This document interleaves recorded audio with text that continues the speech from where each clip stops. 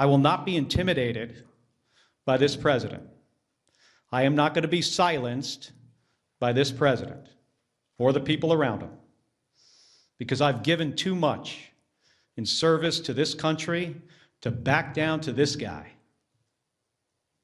In 1991, when Donald Trump was driving the Taj Mahal casino into bankruptcy, I was getting shot at over Iraq and Kuwait.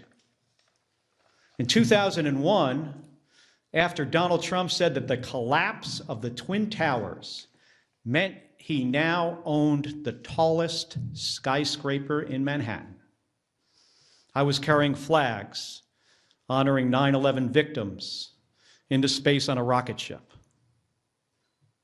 In 2003, when Donald Trump was writing birthday greetings to the monster Jeffrey Epstein, I was the first on the scene to recover the bodies of my fellow astronauts who died when Space Shuttle Columbia exploded during re-entry. In 2011, when Trump was hosting a reality show and peddling conspiracy theories against President Barack Obama, I was sitting next to my wife's hospital bed as she recovered from a gunshot wound to the head. My point is this: I've been through a lot worse in service to my country. The president and Pete Hegseth are not going to silence me. They aren't going to keep me from speaking out, and they're not going to keep me from doing my job. Enough of the bullying, enough of the intimidation, enough of the threats, enough of your nonsense. Doesn't help anyone in our country afford their groceries or pay their medical bills. And it erodes the rights of every American. My job is to fight for them, to stand up for the Constitution, and nothing is going to stop me from doing my job. There's something powerful about hearing a senator, a former astronaut, a Navy combat pilot, and a man who has literally risked his life for this country say plainly, "I will not be intimidated."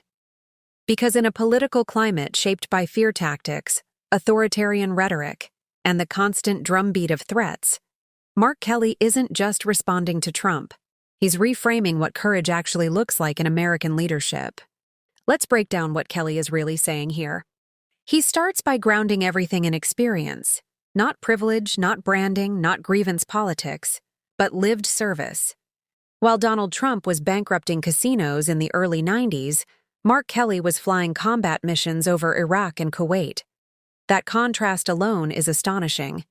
One man wields risk as a rhetorical prop, the other survived actual danger in defense of the country. Then he moves to 2001, a moment etched into the soul of every American old enough to remember it. After the Twin Towers fell, Trump boasted about the height of his buildings. Kelly, meanwhile, was carrying flags honoring the victims into orbit.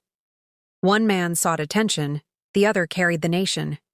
And Kelly doesn't stop there. He pulls forward to 2003, one of NASA's darkest days. While Trump was swapping birthday greetings with Jeffrey Epstein, Mark Kelly was recovering the bodies of fellow astronauts, people he trained with, lived with, loved.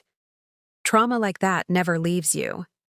And he brought it up here for a reason, to show that no threat from a politician can break someone who has already endured the unimaginable.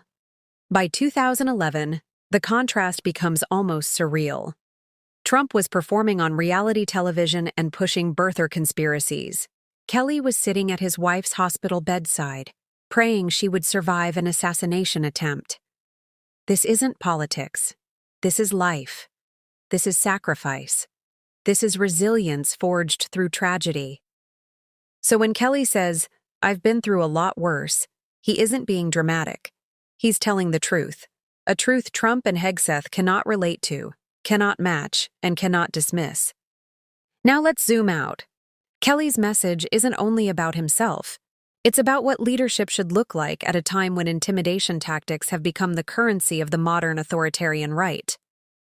The threats, the bullying, the endless attempts to silence dissent, they're not signs of strength. They're signs of insecurity, projection, and a deep fear of accountability. Kelly flips that script. He tells the country that democracy doesn't survive because bullies are loud. It survives because people refuse to be quiet. Kelly flips that script. He tells the country that democracy doesn't survive because bullies are loud.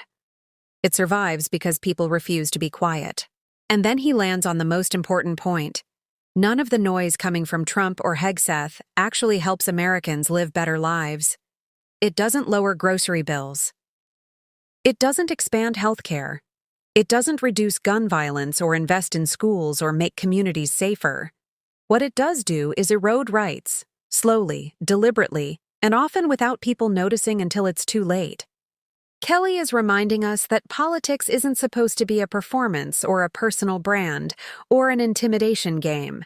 It's supposed to be service. It's supposed to be duty. It's supposed to be accountability. And the people who stand up to bullies, who refuse to be silenced, are the ones who keep democracy alive. This moment, his moment, isn't about scoring points. It's about drawing a boundary. Trump and his circle can shout. They can threaten. They can smear. But they cannot break someone who has already given his life over and over again for a country he refuses to surrender to authoritarianism. And we should take note of that.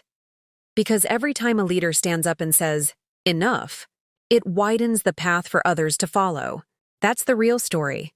Not the sound bites, not the spin, but the power struggle shaping our democracy right now. And if we stop paying attention, we lose more than elections. We lose the truth itself.